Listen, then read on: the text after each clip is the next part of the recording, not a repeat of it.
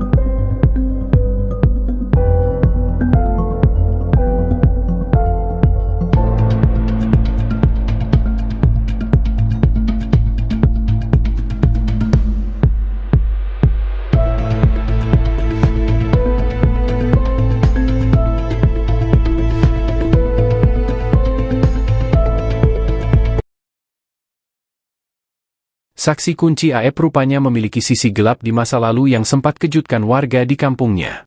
Hal ini diingat betul oleh warga bernama Samsuri, 40, warga Kelurahan Karya Mulia, Kecamatan Kosambi, Kota Cirebon. Dia mengatakan bahwa saksi kunci AF ini merupakan warga yang bekerja di sebuah tempat pencucian mobil. Dia juga mengaku bahwa dia juga mengenal beberapa terpidana kasus Vina Cirebon. Saya sama para pelaku, kasus Vina dan Eki, kenal sebagian. Yang saya kenal ada Hadi, Eko, Saka, dan Sudirman, kata Samsuri kepada wartawan, Kamis, 30 Mei 2024. Samsuri menjelaskan bahwa sebelum Hadi, Eko, Saka dan Sudirman ini merupakan buruh bangunan. Yang saya tahu, mereka bukan geng motor. Mereka kuli bangunan, katanya. Sebelum mereka ditangkap polisi atas kasus Vina Cirebon, kata dia, sempat terjadi sesuatu kepada saksi kunci AF.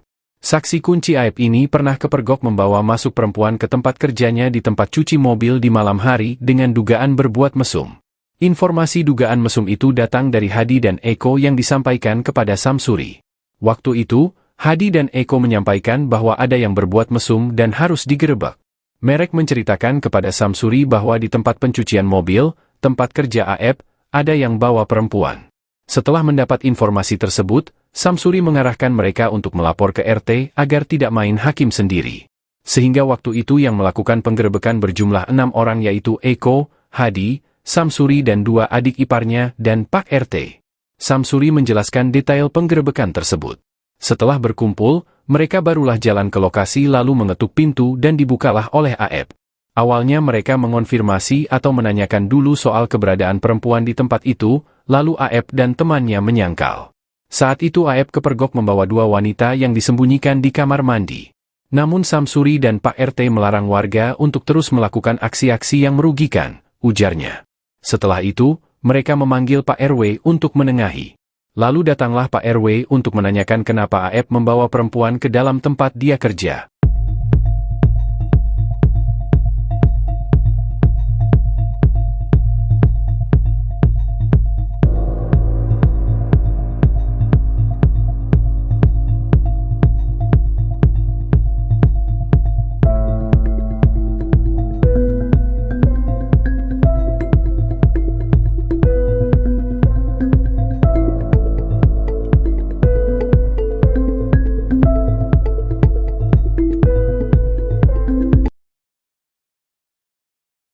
Ketua Umum XTC Indonesia Doni Akbar buka suara terkait kasus pembunuhan Vina dan Eki di Cirebon.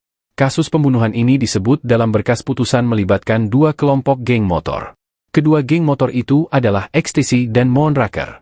Menurut berkas putusan MA atas Rivaldi dan kawan-kawan, saat itu Andi meminta mengaku sedang ada masalah dengan anggota geng motor XTC.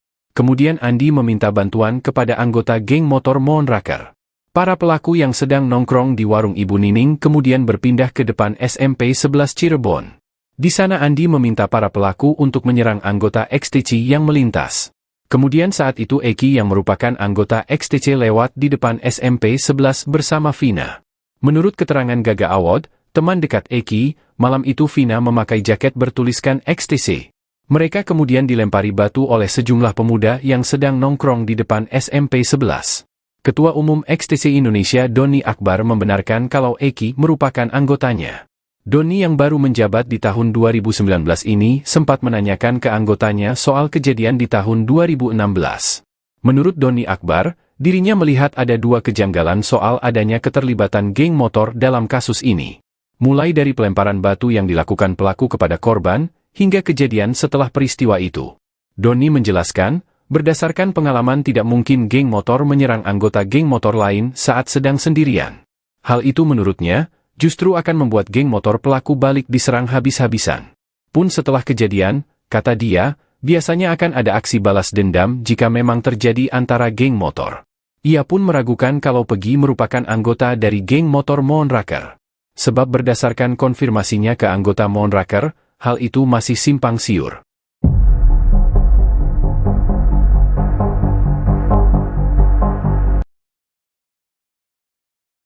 Ya jangan dibilang tergesa-gesa fiktif dong. Ya, itu sama saja mau cepat-cepat menutup perkara ini gitu. Ya. Pengacara Hotman Paris curiga Polda Jabar ingin cepat menutup kasus pembunuhan Vina Cirebon 2016. Kecurigaan itu diungkapkan Hotman setelah polisi menghapus dua nama dalam daftar pencarian orang atau DPO. Hotman menjelaskan berdasarkan bukti hukum yang ia miliki, tertulis jelas kedua DPO itu bukan fiktif belaka. Selain itu, Hotman juga menilai 8 terpidana yang sudah ditahan, tidak ada indikasi saling melemparkan kesalahan kepada 3 DPO. Hal itu diungkapkan Hotman dalam jumpa pers di Mall Kelapa Gading pada Rabu 29 Mei 2024. Oleh karena itu, Hotman menilai bahwa Polda Jabar harusnya tidak menyebut bahwa 2 DPO merupakan fiktif. Sebab menurutnya hal itu sama saja dengan Polda Jabar ingin segera menutup kasus Vina. Dan yang 2 fiktif ini semua berkas-berkas perkara menyatakan mereka ada, cara memerkosanya ada, mobil motornya ada, cara mukulnya diuraikan di sini. Ya, masalahnya dan juga si pelaku ini, si 8 terpidana ini tidak pernah mengalihkan tanggung jawab kepada 3 DPO. Biasanya kan orang mengatakan mengalihkan tanggung jawab, dia pelakunya bukan aku. Kalau mereka mengatakan kami lakukan perbuatan itu bersama-sama. Jadi ini perbuatan tidak pidana secara bersama-sama. Jadi kelihatan jelas tidak ada motivasi bagi mereka untuk lempar tanggung jawab. Kelihatan jelas dari awal. Sehingga kalaupun misalnya Polda Jabar belum berhasil menemukan 2 pelaku DPO ini, ya jangan dibilang tergesa-gesa fiktif dong. Ya, itu sama saja mau cepat-cepat menutup perkara ini gitu. Ya. Berarti Pak, tidak ada alasan jelas dari Polda Jabar terkait dengan menghapuskan 2 DPO lain ya Pak, ya? Nggak ada alasan yang jelas ya? Alasannya apa? Nggak ada? Alasannya tidak ada. Jadi namanya itu tidak diakui oleh para terpidana lain. Asal-asal sebut aja. Betul. Jadi sekali lagi atas 2 fiktif ini sudah banyak versi yang menyatakan. BAP pertama 2016 menyatakan ada 3 DPO. Surat dakwaan jaksa mengatakan ada 3 DPO. Surat tuntutan jaksa mengatakan ada 3 DPO. Temuan persidangan, perdebatan di sidang juga mengatakan ada 3 pelaku ini. Putusan juga mengatakan begitu. Putusan yang sudah final. Jadi yang mana yang berlaku? Putusan pengadilan atau pernyataan lisan dari penyidik? Makanya kita mengatakan itu pernyataan yang menyatakan itu terlalu tergesa-gesa. Bilang aja belum berhasil menangkap, itu kita lebih bisa terima. Kalau disebutkan polisi belum berhasil menangkap karena sudah kelamaan, ya bisa kita terima. Tapi kalau dibilang fiktif, kita tidak bisa terima. Itu pernyataan dari keluarga. Beda pengakuan